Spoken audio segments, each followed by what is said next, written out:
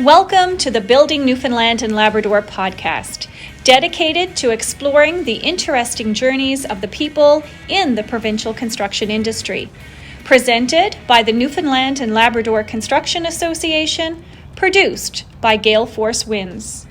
Join us as we chat with the inspirational individuals that ensure the continued growth of the construction industry and the province of Newfoundland and Labrador.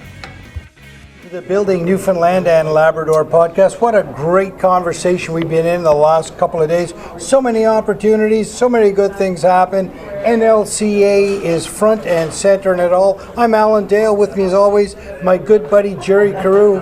Jerry, what a time we're having. Incredible time. I plucked this gentleman off the floor. I believe you were just presenting. I was just finished. So here we are, you're still talking. We're going to hit 10 minutes of your time. That's perfect. Scott, why don't you go ahead and introduce yourself? Well, my name is Scott Penney. I'm the CEO of the Port of Argentia. Joined the port just over 25 months ago. And the true and funny story is when I went there in September of 20, I was there for 5 days and I got a call that there was a meeting with Husky, and they informed me that they were shutting down the project. So you can imagine that's your welcome gift. That's the welcome gift. So, but how 2 years have changed for the Port of Argentia. And so I've been there and building on the great work that a community has done down there for the last 25 years, keeping that facility going and volunteering and working to make sure that it maintained its integrity and the vast value that it brings to the province. And there weren't always bright, shiny days like we have now. There were some big challenges, but let me tell you, the people of that region are to be commended. They stepped up, the board of directors, from the first board of directors right to today's board of directors, employees, former CEOs. They've done a remarkable job, and I'm very fortunate to now be leading the organization. Scott, give us a little bit of history of the port. So it was an American base at the beginning, so just take us through it. Well, you know, the Americans were looking for a location on the eastern seaboard, and I'm sure they looked in every nook and cranny, and Argentia came up glowing 5 stars. And so it was opened, first founded in the late 50s. Then they opened it up, and it was booming. I mean, there was bowling alleys, schools. It was a great location. Not to mention the port itself. I mean, it was sheltered harbor, deep water, and most importantly, ice-free. And very sheltered from, on a hill perspective, as what we call the backland. So very sheltered and away from the community. And so that in '95 it closed, and so since then the port has been run by a group of board of directors and management authorities, and it's done its thing and kept things moving and acted as a landlord, brought in industry, created employment for the local region, and basically. What's ironic is that all those valuable assets and the landscape, it's never lost its luster. It just need to be dusted off. And I can tell you that the whole port as a whole, employees and board of directors and region, is extremely exciting what the future brings. So let's talk about the future. What is that all about? Well, there's a lot of opportunities coming. When I first went there, so back to my shutting down the project, I remember calling the management team and saying, well, we have to find something else. And so what we did, a lot of research, and we were kicking tires. It's just well to call it what it was. We were kicking tires. We were looking for something that the port could avail of. And we looked at everything. And going through that, we got in conversations. We've picked up that Biden had just made a major announcement that he wanted 30 gigawatts offshore wind in the United States by 2030. And we did some reading, and as we were reading it in all of the journals and publications, the biggest obstacle was port infrastructure. So lay down, and these are massive structures for turbines offshore, obviously. And we very quickly realized, they need a lot of space. They need good ground-bearing pressure. We have a runway built by the Americans. I would bet my bottom dollar we've got a good location. They didn't believe us at first, to be totally honest with you. We basically, I won't say we tricked them to come to Argentia, but they were going to another province to look at another location, and we said, look, we're coming that way. It's just as well to come a little bit further east and come see our port. And they did. and that's how it involves. So When you say they, is that like a big entourage of people? Like how many people would it be? there were four. There were four. Okay. It's a project management's large company. Yep. So that that enabled us to really solidify our foothold into the U.S. offshore wind market. And so from there we were able to sign a contract back in January of 2022, and that sort of gave us the runway to be a leader. So that's the first start into to the green sector. Now we go and look at it, and we say, okay, well, we've got one ace in the hole. Let's go find another. That's when we got into everybody's. As that word got out that we were doing wind and turbines, the whole renewable sector industry started to come at us. Right. What are you doing, right? Because everybody knew we had tons of land and we had lots of wind, but we were able, just by fluke and coincidence, we were able to use the attraction and the significance of the deal to support the U.S. They start reaching out to us. Then by that, it just evolved into a land-based project, and we had 7 or 8 come to us, all the major players, and then we went and we met with Pattern, and then that took off. So now Pattern are looking at building a 1 gigawatt wind hydrogen project in Argentia and around in multiple phases, with the ability to export to Germany through our port. We're the closest point of land to Germany. To Europe. We're even closer than Vancouver. Right. Yeah. So that's the other one, and so that's a great. So right away we're doing 2 major. As our world is evolving, we're feeding the U.S. The U.S. probably don't like to always acknowledge that they got to be dependent upon Canada, but we are a major feeder system now into their project plans and their whole industry, and how they get off, coal and reduce greenhouse gas emissions. So, and then we get into aquaculture. We've got that with Greek going on right now. They're only about an hour away from our port, which is a great opportunity for us. We've got deep water, shelter, we tons of land for them for to feed, which is a great opportunity. We've got Beta Nord, right? We've got a runway. As you probably saw the presentation. We've got a trajectory that can lead directly down to the back of a spool vessel. An amazing facility to do that project as well. Hopefully the government are able to negotiate it in as part of the benefits agreement that will see a spool base in Newfoundland, in which I have no doubt it will be in Argentia. And we're planning a $100 million dock extension at the port to support all of these projects. Wow. It is absolutely amazing. And so we're working very closely. We've got a third of that money confirmed and secured right now. So we're quite excited, and we're working with the feds on a program, the National Trade Corridor Fund, which we need to ensure we get a bigger piece of it. We've met with Minister O'Regan and certainly drove that home that we're helping Canada use the Port of Argentia to be its runway as they move that transition to green sector. When it comes to the U.S. offshore wind, we're helping. Canada, we're helping.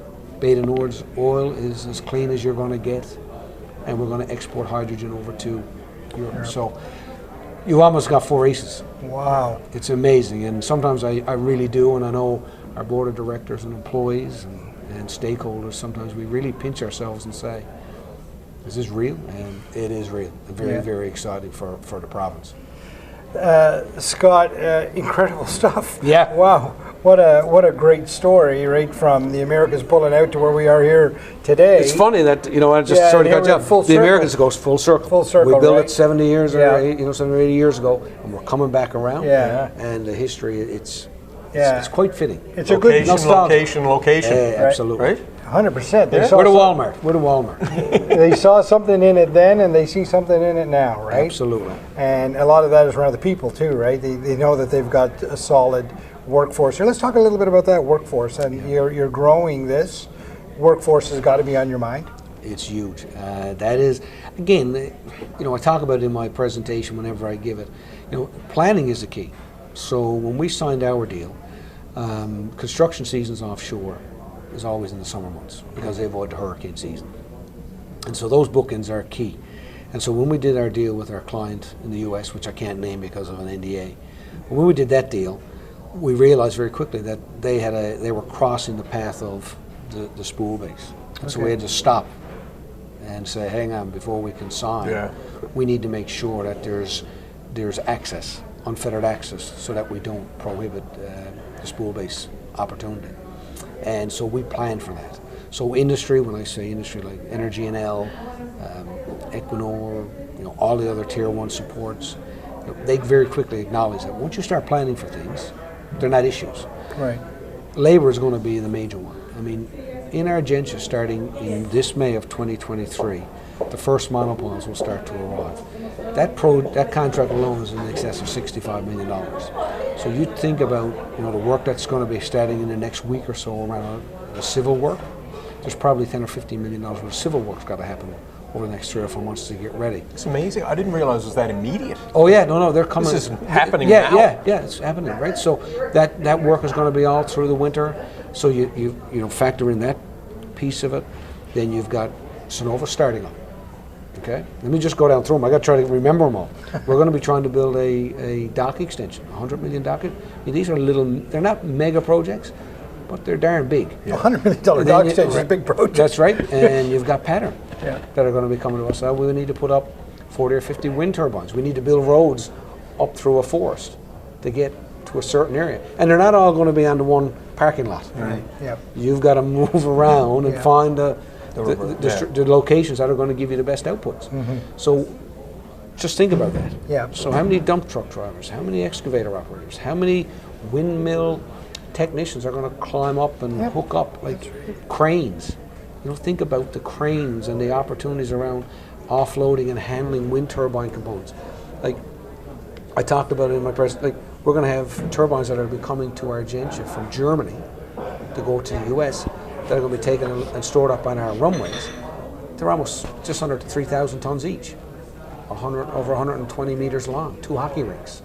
So all of this needs labor and support and safety and snow clearing and security. Then you got a spool base for Equinor. So these are the challenges. And that's why I talked about it there. It's so important for me Scott, I want to interrupt. You keep saying spool base, spool base, spool base. There might be viewers that don't know what that is. So a spool base is, the way I would like it, is almost like a long hose. And they're on the big reels. So if you look in some of the offshore supply bases, you'll see big reels. And they're all like big holes. So when you look under the FPSO, there's a pipe coming underneath and it'll go to the distribution center. That's the spool. Okay. It's pipe. And so they just keep adding pipe and welding it, joining it, and joining it. And the longer you can stretch it, the better. Right. Right? And then you roll it onto a big reel and goes onto the back of the boat. Right. And then it's brought offshore and deployed. So that's the spool base. Spool base, okay, fair enough. So sorry to interrupt you. No, but that's good. But that's a good point. But when you look at it from the expertise of the welders to forklift handlers to moving the pipe to trucking, there's probably 30,000 tons of drill pipe coming in per year to facilitate this. I mean, that's significant labor, right? Wow. So all of those pieces combined, and not to mention our general operations, we handle we have great container lines with TMSI and OMSCIP come from Europe. We handle all of the lime and soda ash for valet. Jeez. So that just can't go away now because there's something shiny and new. Yeah. So we really are going to have a high demand for labor in our region, and I think we'll be there. Let's not lose sight. The province has built Hibernia, Hebron, Valais, Voisey's Bay, and everything else goes on with hospitals and schools, and we can do it. Right. We just got to plan for it and be ready. And I believe that the Port of Argentia will be, the industrial mecca of the province for many, many years to come. Scott, NLCA, front and center of this, getting you in the discussion to explain the opportunities. Tell me the importance of this association to Newfoundland and to you. Yeah, it is huge, right? They're your experts. That's the way I look at it, right? There's stuff that I can go around and put my suit on and talk to my project. I talk to the projects that are going to be in Argentia. Somebody got to execute, and you need that, distribution. You need that supply chain. You need the investment community that can come in and put their equipment on your site and do the work and make a living. And they've got to be able to supply. So, just for me, I can't be everywhere. So when you get to an NLCA event like this and they invite you, you jump at it because it gets you in the room with all of the stakeholders. Everybody knows the excitement. I think a lot of them, and while you plucked me away, they were lined up to talk to you, giving you business cards. Right, and a lot of them did not realize the magnitude. And the magnitude of all of these projects are not starting in May of 23, like I just talked about, and going till 2030. The construction phases and the work is like from 23 to maybe 26 at the latest. That window is very intense. And so that's where the Construction Association comes in. How do we do this? How do we execute such a massive, significant investment into a port and do it in a way that is going to be to the benefit or to the pleasantry or the excitement of Ecuador, pattern, right? Yeah. You go through U.S. government, the port, valet.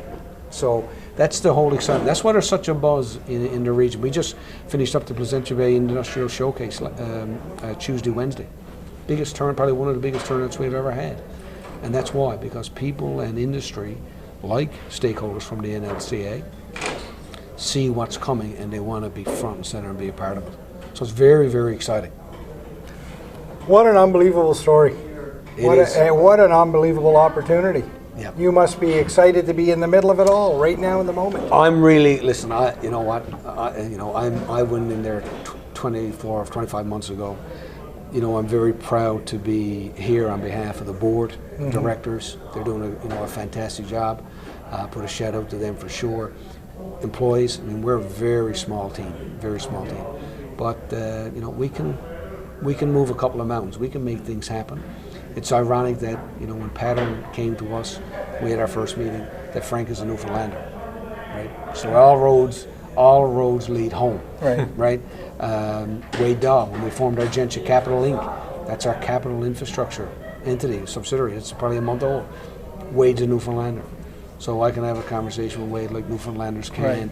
And their belief is they want to give back to Newfoundland, as do I. We've all had great careers, but now it's about let's take it up a notch, and let's make the province the place that it really needs to be. Set it up for generations and generations to come, eh? Wind. There's no end to wind. I mean, you come to Argentia, it works well for me because I don't have to worry about my hair when I go to the office. But I can tell you, it is. It's exactly it. It's exciting. There's opportunity, and one of the other things I'll say is it's continuous. Right. So there's the contractors and the work that's going to happen. You can come in and do work. Yeah. You haven't got to leave. Right. There's enough there that everybody's got to work together. Yeah. Right, for the greater good. And it certainly is exciting. There's no question about that, gentlemen. And that's one thing about Newfoundlanders. They understand that a rising tide floats all boats. And Absolutely. They get the fact Absolutely. that if we're stronger together, we're going to go further. And that's exactly what you're describing here. Absolutely. Thanks very much for your conversation. Thanks very much for your leadership on this important initiative for the province of Newfoundland and Labrador. An absolute pleasure. Thank you very much, gentlemen, and enjoy the rest of your weekend. Thanks for the invite. Appreciate it. Thank you. Thank you for tuning in to the Building Newfoundland and Labrador podcast, presented by the Newfoundland and Labrador Construction Association, produced by Gale Force Winds.